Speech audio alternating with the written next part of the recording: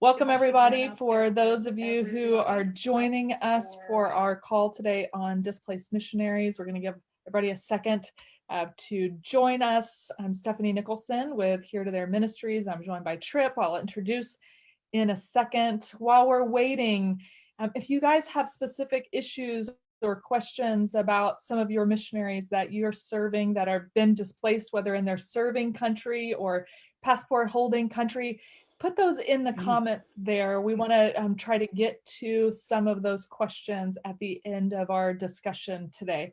But also, we'd love to know where you guys are joining us from and in what capacity you serve in missions. So also include your role in missions, whether you're a pastor, a missions leader, support team role, if you're a missionary, and where are you, if you can say where you're serving and working.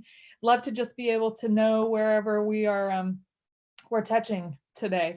So we're excited to be able to talk about missions and missionary care through crisis. We've had several calls already. You guys can watch on our YouTube channel, Here to Their Ministries, several interviews, several calls that we've done about communicating and caring through crisis. And today we're going to be talking about displaced missionaries. So go ahead and tell us where you are, tell us how you are serving, and we are going to, awesome, let's see who we've got here. All right, and James, good to see you guys. Awesome, I know we got some people, some missionaries and some missionary care people joining us from around the world. So we've all been impacted by this virus. It doesn't matter how little or how big, whether we've known people with the virus, people in our church that have lost jobs, they've been furloughed, family members, frontline workers. It's touching us at every level, and we're all being impacted. But something that we want to talk about today on our call is our missionaries that are being displaced. For us and the missionaries we get to work with, the churches and the missionaries they are working with, we have seen several of them get stuck in their passport country and not able to get back to the country where they serve. We've seen short-term teams stuck because the country shut down overnight and there was no way for them to get out. We've seen missionaries try to get out of their serving countries just because they weren't going to be able to get the resources they needed, and things shut down. They couldn't. And so we've got all different types of mission personnel displaced right now. And it's affecting all of us, and it's impacting us as support and care people as well. And so Trip is joining us today, and I want to introduce Trip because the reason I asked him is because you've experienced this a little bit in ministry. And Trip is pastor, missionary, counselor, coach, interim blogger, father, husband, grandpa, beach goer when they are open. Yeah. Trip, tell us a little bit about your role in missions, what you've done, and what you're doing currently to serve missionaries in the church. The main thing is I was a pastor in California, planted a church in the late 70s. I began to have a burden for missionaries, cross-cultural missionaries, simply because I realized that there was this need because of people that were serving as cross-cultural missionaries in our church, and then also people who wanted to go and serve. And so I began to set up some policy and so forth. Eventually, I ended up sending myself out, and my family and I moved to the Philippines in 1990. When we went over there, there's a whole lot of backstory, of course, but basically we ended up developing two full-time ministries in two different compounds, two different areas, and we lived there for 15 years, and then we continued to serve there another 10 years. I still serve in more or less as a capacity as a coach, teacher, speaker, that type of thing, and also as a basically is support to missionaries that I help support or that I'm connected to in some way. So that's what I'm doing now, as well Yeah. as being a coach to pastors and that type of thing. I think we immediately hit it off because of both of our times serving in the Philippines. So we had Right, that great connection, but also right. our love to just help the church better understand missions. And you've joined us Yeah, multiple times to help local volunteers just understand what missionaries are going through and how to communicate and care for them. So right. we're going to jump right into some questions I have for you, if that's Okay, okay. sure. When when when missionaries are displaced, the first thing that comes to my mind is this is going to get expensive Yep, because of all of the unexpected costs. And I right. know you've experienced it, and we're going to get into your story in a little bit, but what are some of these financial issues maybe our missionaries are experiencing with getting stuck or having to stay long term in a place they weren't prepared for? Yeah, I think it depends on where they get stuck. If they get stuck overseas or in transition, that has its own costs built into it as it is. But people kind of expect you to already have funds for that type of thing, even though that's typically not the case. Uh, but when you come to the States, one of the things I found is that people had the idea of, well, you're back in the States, so I don't really need to support you anymore. Or this happens a lot with more independent missionaries that are not part of a larger denominational sending group, and people just have this mindset. Well, you're back in the U.S., so it's like somehow it's free for you to live here and function, that type of thing. But that isn't the case, Yeah. and it's It actually actually is more oftentimes expensive. it's actually a lot more expensive. Yeah. Because especially if you have Yeah. ongoing ministry overseas, you've still got to keep supporting that as well as supporting yourself while you're, roaming around the US typically. So, I was recently listening to a blog. No, I was listening to a blog. I was listening to a podcast, and this particular missionary was in transit and got stuck mm, in another Asian country. And he said they went through 3 months of wow, support in wow. 2 weeks Yeah, because of yeah, the extra lodging, transportation canceled and rebooked flights, right, medicines, because they only prepared to be there 2 weeks. right, They only packed for 2 weeks, so clothes and washing right. clothes. And a great point that you made, sometimes when we're in our home countries, our passport countries, it's often more expensive than the Yep, places where we're serving. So our yeah, churches could consider those extra expenses as they've brought their missionaries home, or they're here or even displaced in it. Now right, you've had experience with being displaced while you were serving. definitely. You got stuck in the US a little bit longer Yes. than anticipated. Tell us that. And you had a positive. I mean, amongst some of the difficulties, your relationship got stronger. I want to hear some of the positives that came through your displacement. Well, I think, the main thing is that we were existing for a period of time. I had actually changed the original reason I went over the ministry I was serving with. I went through some major changes, lacked funding. So I stepped away from that, and I was in the process of stepping into another area of ministry, but we still had ministry to children and babies going on with Rainbow Village. So um, i- i- when we got to the point though where we just didn't have enough funding to keep going, and it was obvious we needed to come back to the US, so we came back, and almost within weeks, well, there were several things. There was the Rodney, I can't remember his last name, the rioting in LA, and we had to Rodney drive King. Rodney Yeah. King, yeah. We had to drive up through there to get to one of our supporting churches. Not long after that was the Oklahoma bombing, which just was a whole nother thing.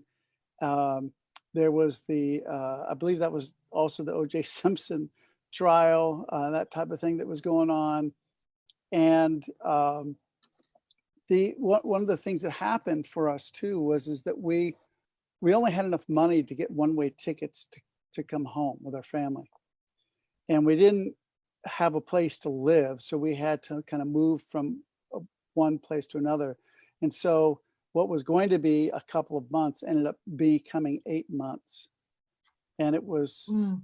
we just didn't have the funding for it. I went back out and did a little extra work, painting, that type of thing. We didn't have a vehicle. I mean, there were just a lot of things that were not in place.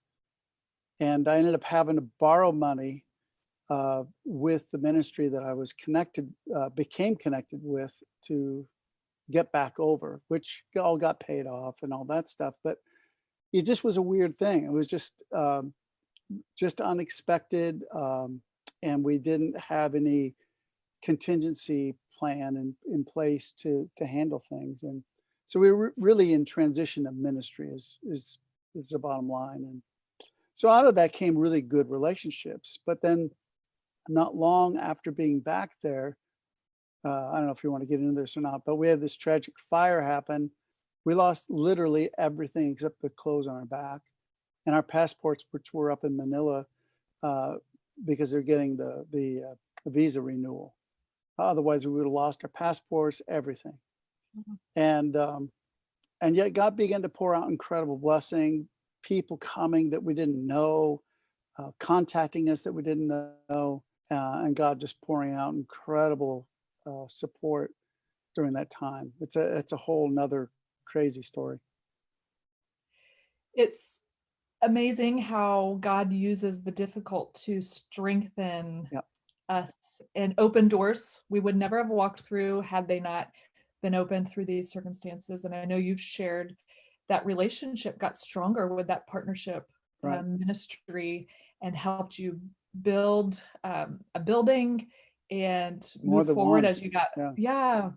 And so I'm looking at some of these difficult times as great opportunities for our churches to have intentional conversations with our missionaries. Hey, you might not have had a great relationship before, but it's opportunity now. Start asking some of those questions.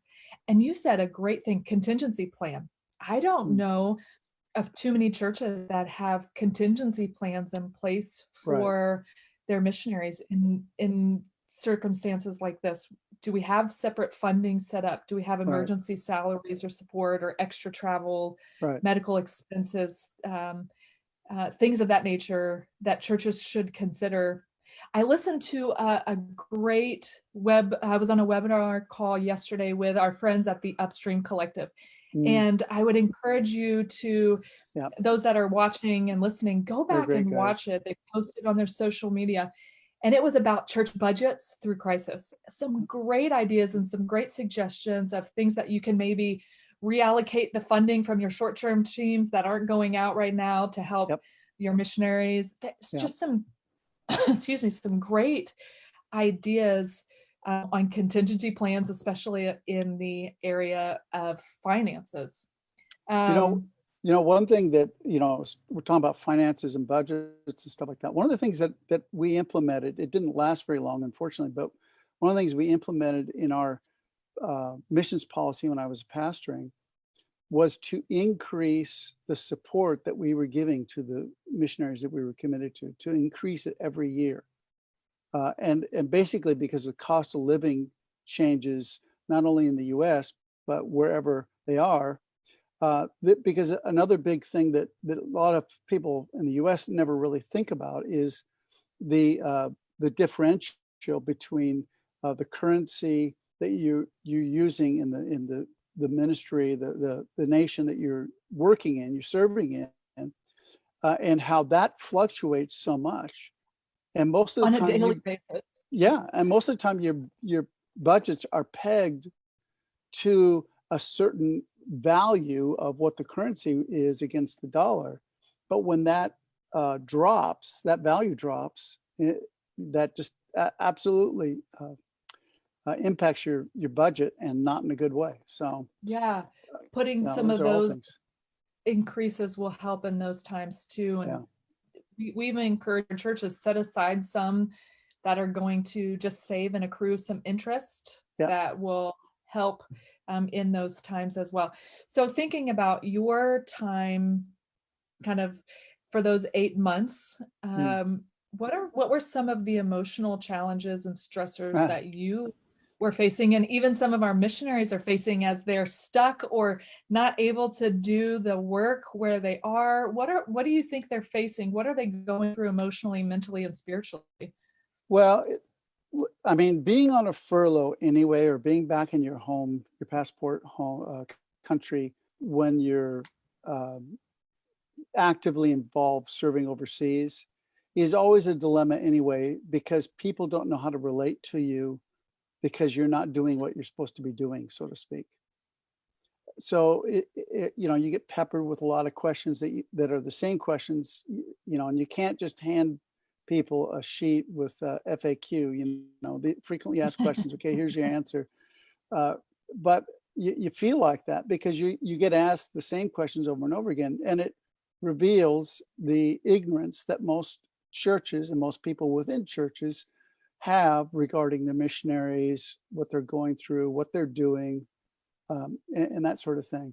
And I think a lot of that is the breakdown in communication from the church to church leadership, let's say, to the people. And I can say that I'm a pastor, so um, I've been there, I've done that, I understand it, um, but it's a dilemma. It's a difficult thing. It's Yeah. hard. I mean, you just feel displaced, You don't feel at home.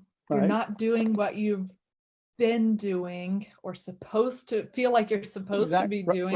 Right. As much as we teach our identity is not in our work, but man, we find a lot of joy and satisfaction in doing it. Now we're kind of stuck, and Right. and so there's a lot of just struggle that goes in it. I'm thinking for us, and we're in our home country, Right. serving, and it's just changed for us, and it's difficult. I have to just choose choose to move forward. Right. So our trying to better understand what they're going through because of it. Canceled teams. Several of the people we work with, they Mm. depend on teams, and now Yep. the teams aren't coming. Some of them are in countries that already had difficulty the last couple of years. Right. The country finally opens up, and now it gets shut down again. So That's they're on right. year number 3 of no teams. And so difficulties of depending, one of them works off of a ship, and the ship has been Mm. impounded because they Mm. don't want them going out. And so just having to deal with those emotional stressors. I think as churches and supporters and pastors, being able to shepherd and being able to just sit and listen and maybe ask good questions will I, help. I think it's also an opportunity to revisit your vision for why are you doing what you're doing. Mm, What are you doing? Is it still fulfilling its purpose? Is God giving you an opportunity to stop, to pray, to wait on Him, to re-examine what your vision is, what your purpose is, or how you're doing what you're doing? I mean, I think a lot of times we just do things because, well, that's the way we do them. That's the way we've always done them, or that's what we were told to do. Whereas my experience over and over again, and for a lot of different reasons I can't get into, I mean, just time wise, I had to rethink through, how do I do this thing? How do we rework this ministry? How are we going to do it better? Or how are we going to do it in a way that is more efficient, more cost effective? Because that becomes a big factor. yeah. Like it, you know. Excellent point. An excellent way for churches to join missionaries and strengthen that partnership. Yeah. Let's do this together. Let's have some abiding time together. Let's be praying through the mission and vision. Let's sit down and talk about it. We've got some time now, and Right. let's talk. Hey, man, how's it been going? Any way we can make it better? I love it. What you That's know such a what great opportunity. I was going to say, one of my go-tos is always going back to Acts 13, the first few verses, where the the five leaders are praying together, and then the Holy Spirit says, I want you to send out Saul, later Saul and Barnabas out. And sometimes we overlook that. That was the first intentional sending out of missionaries. But what preceded it was a time of fasting and prayer, worship, and they ended up sending themselves out. I've oftentimes used that as my, I was a pastor, but I ended up sending myself out after sending others out. And one of our favorites, yeah. But you follow what I'm saying? It's kind of like the vision. When they got back in Acts 15, they Barnabas and Saul, even though they ended up splitting, they said, you know what, we need to go back and revisit the churches that we planted. So in other words, they looked at, okay, what could we do better? What's our vision now? What's our purpose and our vision now, and so on. So they kept coming back. They were coming back. They got more people, took them, got more people, sent them to another place, right. And they continued to build their network. But they were coming back, checking in, sharing, encouraging each other. What a great opportunity we have right now. I mean, just these times create opportunities of communication. Yep. And asking intentional questions about mission and vision. I think that's a great way, as supporting churches, as partnership churches, as care teams lead, to check in. Hey, now's a great time to look at our partnership and your ministry, and how could we be more efficient, right. Even provide you greater support for the churches. How could you come alongside of them? Any other ways that churches can? Absolutely. I was thinking, I was reading a couple of things this morning, and I was thinking about just the need to really come alongside the missionaries themselves, their family, and find out how they're doing internally. Because one of the things that the quarantine has done is kicked up the levels of depression, concerns about suicide, concerns about mental illness, yep. And that type of thing. And a lot of times we think, well, that stuff doesn't exist with missionaries. Well, of course it does. People are people. And so, that being displaced has a tendency to impact you emotionally, psychologically, spiritually, not just physically. I mean, most of the time we just look at the physical aspect of it, but I'm telling you, the psychological aspect of it, the emotional grind it is. Some people do well and just kind of float along above it all, but there's a lot of people who don't. And I mean, it's some good debriefing questions and regular check-ins. Absolutely. Yeah. If you and your team or your church don't already have any debriefings, please reach out to us. We'll connect you. Trip and I have talked about this several times. We can connect you to some other debriefing resources and tips on there. We had a couple people ask some questions. Sure. Are mission organizations helping missionaries to come home? And I'm not sure if that means financially or logistically, but we'll kind of throw a couple of answers out there. Trip, do you have any response to that? Have you or any of your contacts been providing help to come home? Yeah, I mean, I'm pretty closely connected to one missions organization that's based in New Mexico and San Diego. And I still am connected with them support-wise. And they have been really, really busy communicating with missionaries. They're coordinating and working out between the missionary and the church what they need to do in order to either get them home or to sustain them while they're overseas and stuck in a situation. So it really depends on the organization, of course. And are they set up for that? Do they have a sense of vision for that? Because there's a lot of organizations that are just basically, in a sense, a pass-through organization. You pass the funds through, you send them out. They'll help you with certain things, but they're not set up, and they're neither organized nor equipped to be able to do much more than that. We've seen a little bit of both. We have some partners that their sending organizations are big, so they had to Mm, go through a couple of different steps. right. And based on where they were located and the priority that they needed, it took some time. Yeah. They had a little bit of funds. Some of the missionaries that didn't get out of the country in time, they gave them funding Mm, to provide food to some of the people they've been shepherding while they're there. And um, some of the organizations, they, I was trying to think, I don't think they provided financial support, but they gave them approval to get out of the country and make some mm. quick changes. So like you said, it's been a little bit um, different. What are some ways to support missionaries who can't get back to their passport sending countries but are stuck Right. there with limited options? What are some of the things that churches can do to support missionaries who are stuck right now? I think the first thing is to ask them what their needs are. I mean, because a lot of times we wouldn't know, we wouldn't know what their specific needs are. Perhaps their needs are for a visa extension, but they can't get out. Mm, And that's a real need. I mean, I've people that we support in Thailand where that became an issue. Now they were fine, but there were a lot of expats that couldn't deal with that, couldn't square with that. But then they're kind of stuck because they're stuck in the country, but they can't get out because the airport's shut down.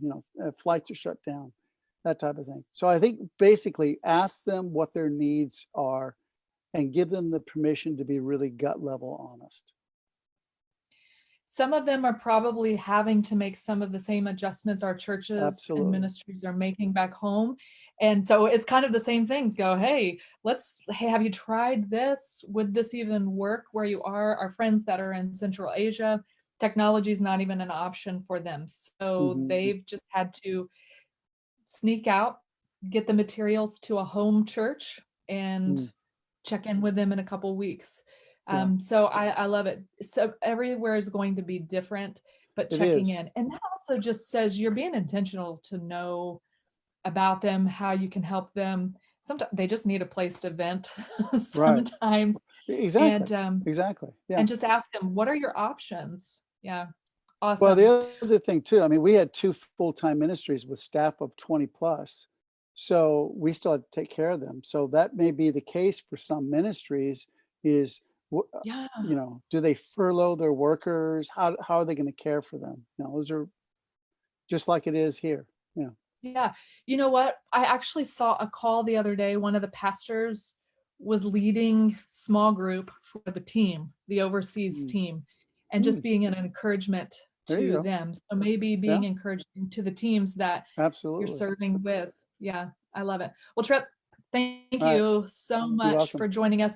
You write Thanks. a regular blog. Where can people find your blog? My website is www.word-strong.com. So I blog Awesome. regularly. I also blog on Medium, but most of that stuff I post back onto my blog, my website.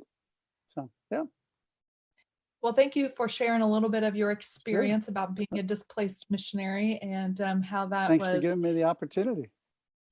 Yes, and thank you everyone for joining us today. If you have other questions about displaced missionaries, please shoot them in the comments. We'll be able to link the call out to you guys so you can watch again. I know some of you were not able to, some people were not able to join today, so we'll put this up on YouTube as well. Here to Their Ministries. We always use two, Here to Their Ministries. And just grateful to be able to serve. We pray that it was encouraging to you. If you have other questions, reach out to us. But we are grateful. Thanks, Trip. I hope you Great. guys have a great day, and we'll see you Thank on our you. next call.